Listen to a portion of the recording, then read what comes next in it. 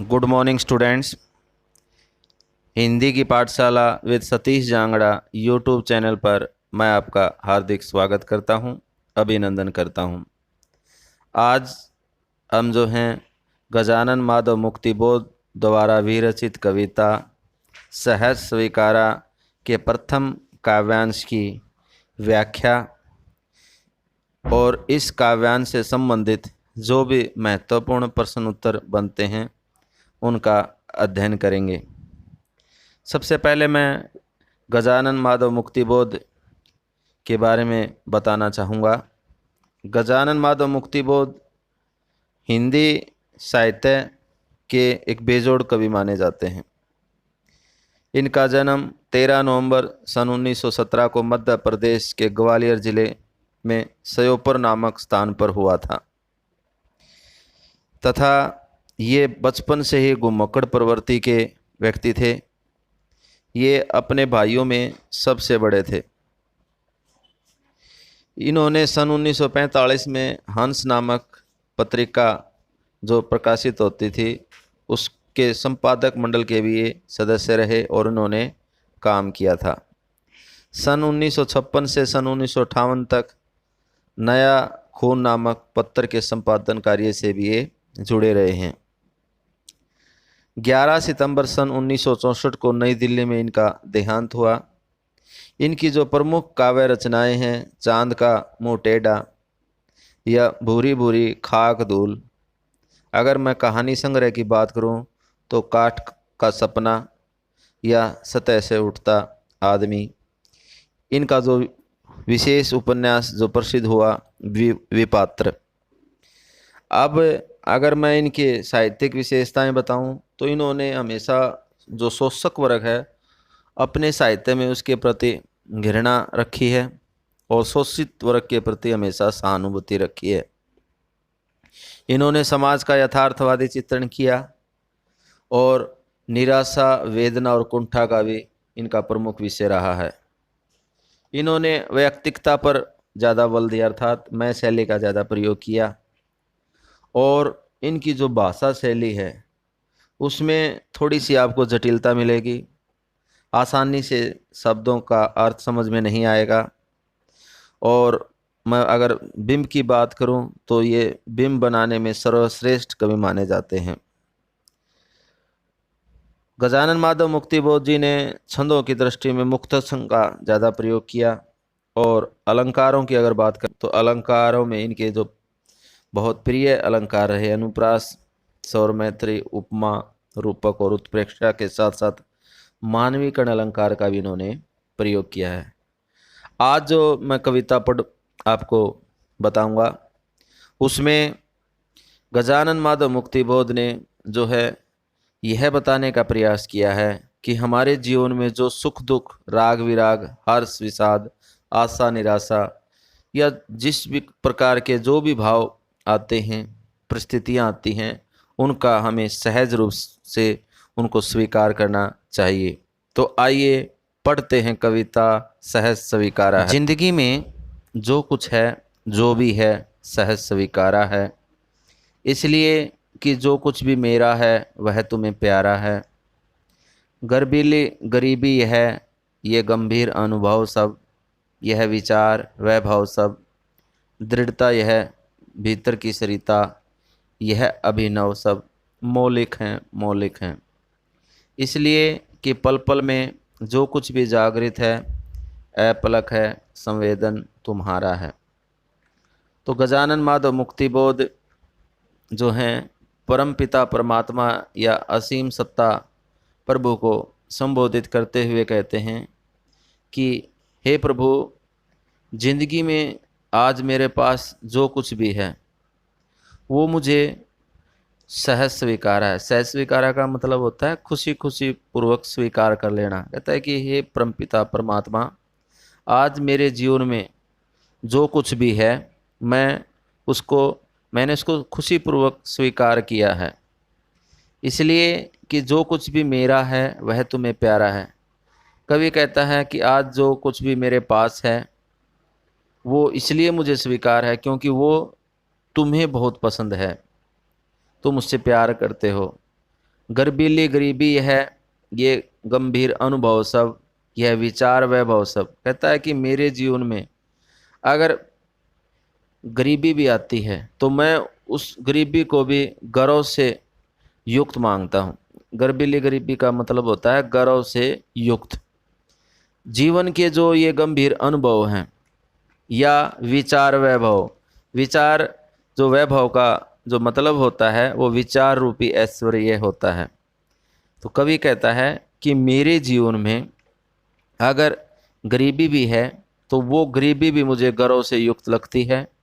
मेरे जीवन के जो भी अनुभव हैं, कैसे ही गंभीर अनुभव रहे हों या विचार रूपी ऐश्वर्य रहा हो, दृढ़ता यह भीतर की सरिता, यह अभिनव सब मौलिक है मौलिक। कहता है कि मेरे जीवन में किसी भी प्रकार की गरीबी जो होती है मैं उसको गौरवपूर्ण मानता हूँ। जीवन के जो गंभीर अनुभव हैं मैं उसको स्वीकार करता हूँ। मेरे जो विचार रूपी ऐश्वर्य हैं, मतलब मैं अपने विचारों को श्रेष्ठ मानता हूँ। दृढ़ता यह भीतर की सरिता, यह अभिनव सब मौलिक है मौलिक।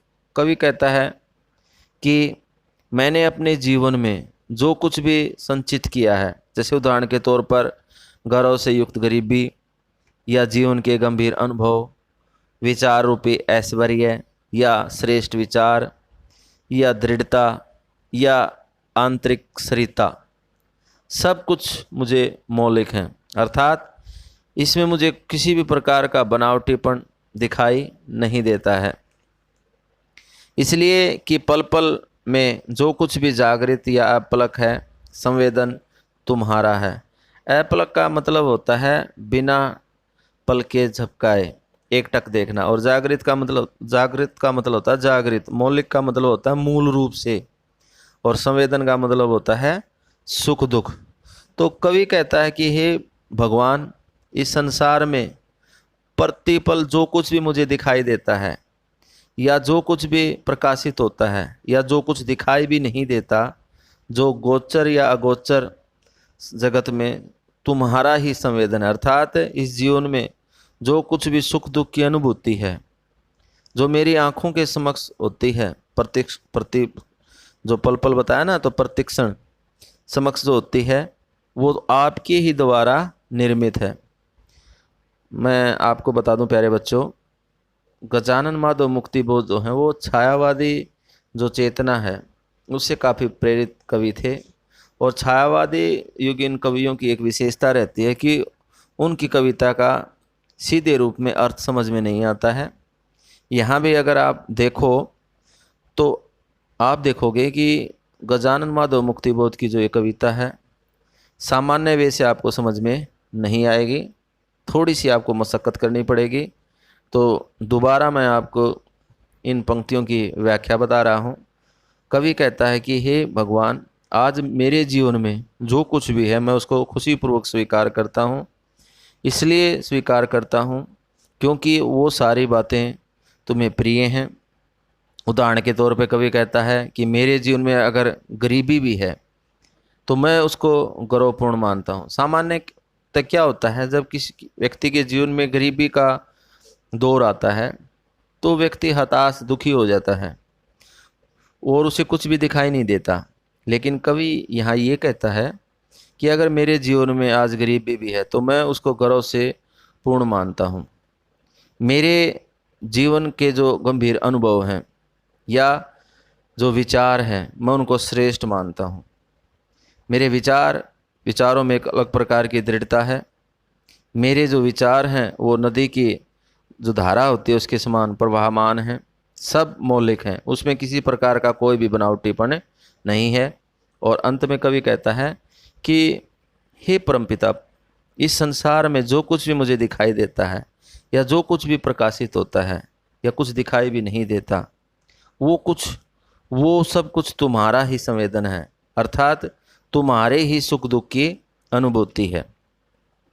अब हम इस काव्यांश के जो महत्वपूर्ण प्रश्न पेपर में आते हैं उनका अध्ययन करेंगे।